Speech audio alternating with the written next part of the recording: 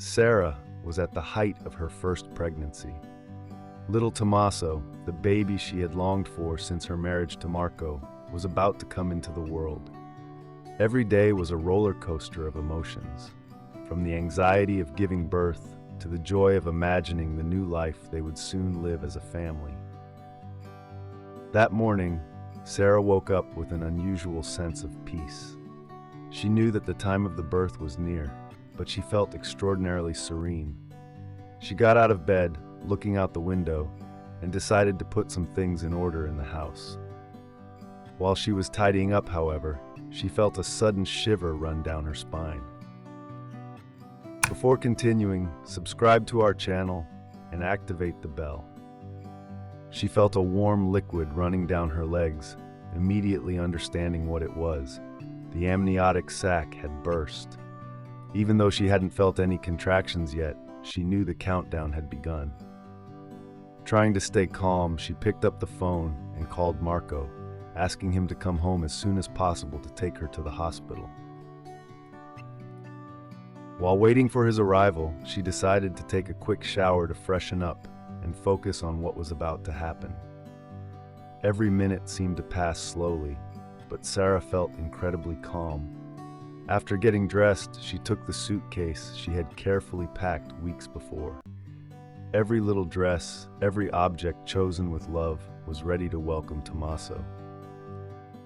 Finally, Marco arrived. Their eyes met, and without words, they knew the moment had come. Marco gently helped Sarah up from the couch and walked her out of the house to the car. During the ride to the hospital, they remained silent, holding hands, as a whirlwind of emotions ran through them both.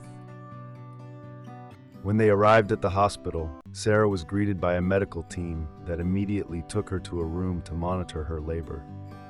Marco never left her alone, sitting next to her, holding her hand like a lifeline in that sea of uncertainty. Time passed, and with it, Sarah's serenity began to give way to the pain of the contractions. The hours seemed to go on forever. The contractions were becoming more intense and frequent. But despite this, labor did not seem to be progressing as expected. The doctors began to show concern. The amniotic fluid was dangerously decreasing, and there was a risk of complications. They discussed among themselves, evaluating the possibility of an emergency operation. But Sarah wanted with all her heart a natural birth. Despite her firm resolve, exhaustion was making itself felt. After 14 hours of exhausting labor, Sarah finally felt the need to push.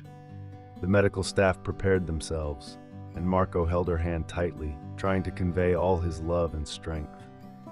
After a series of efforts and painful pushes, Tommaso finally came into the world. But the silence that followed the birth was heartbreaking. There was no sound of a newborn baby crying.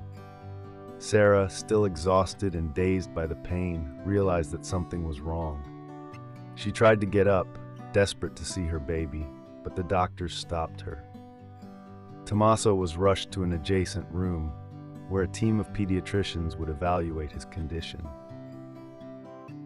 Sarah and Marco remained in the room, helpless, gripped by fear. Every second that passed seemed to lengthen the distance between them and the dream of holding their healthy baby in their arms. Time seemed to have stopped, and their anxiety grew beyond measure. Sarah prayed silently, trying to keep hope alive, even as a shadow of despair began to infiltrate her heart. Finally, after what seemed like an eternity, the door to the room opened, and Dr. Caruso entered with a grim face. She stopped in front of Sarah and Marco, and the silence that followed seemed to weigh like a boulder. In a low, sad voice, the doctor told them the news they had been dreading. Tommaso had not made it. Sarah felt as if her world had collapsed. The pain that overwhelmed her heart was unbearable. The tears began to flow unstoppably, and every dream she had built for her baby's future crumbled in an instant. Marco, next to her, was equally shocked, but he desperately tried to stay calm to support his wife. The doctor explained that during the birth, Tommaso had suffered a serious lack of oxygen that had caused irreparable damage. Their little boy, who they had waited for so long and loved even before knowing him, had died before he could begin his life. The day of the funeral came too soon. Sarah and Marco, surrounded by family and friends, found themselves burying their son. The small white coffin was a cruel symbol of everything they had lost. As the coffin began to be lowered into the grave, a cry of despair escaped from Sarah's heart. At that precise moment, something unexpected happened.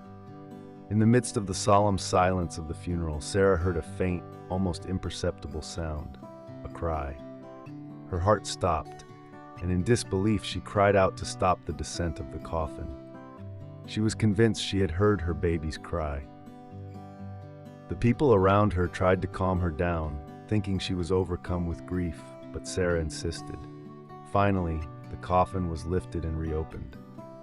What happened next shocked everyone present. Inside the coffin, among the flowers and tissues, Tommaso was alive. His little eyes opened to the light of day, and his cry, this time clear and distinct, resounded in the air. A collective gasp of disbelief and amazement filled the cemetery. Sarah, trembling, took her son in her arms, holding him close as if she never wanted to let him go. Marco immediately ran to her, and together, still in shock, they rushed to the car to take Tommaso to the hospital. Every minute seemed eternal, but hope had rekindled in their hearts. When they arrived at the hospital, the doctors, already informed of the unusual situation, immediately took Tommaso to examine him. After a long series of tests, the results were surprising. Tommaso was in perfect health. No one could explain how it was possible that he had come back to life, but what mattered was that he was there, alive, in his mother's arms. Dr. Caruso, visibly shaken, spoke to Sarah and Marco.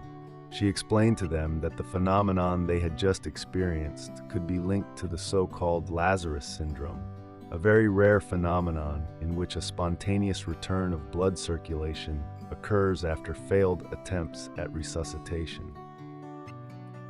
But even the doctor admitted that Tommaso's case was extraordinary. The length of time that had passed before his return was greater than any other medical documentation. There was no clear logical or scientific explanation, and in the end, all that was left was the idea that a miracle had occurred. Sarah and Marco, with tears in their eyes, nodded. There was no longer any need to look for rational explanations. They only knew that their child had been returned to them in a way that defied all comprehension. From that day on, their lives would be marked by that incredible experience. Tommaso's story became a symbol of hope and faith for all who knew him. Sarah and Marco would continue to live with gratitude and joy, carrying with them the memory of that miracle that had changed their lives forever. Did you like this story? Leave a comment below. Thanks for watching the video till the end, and see you next story.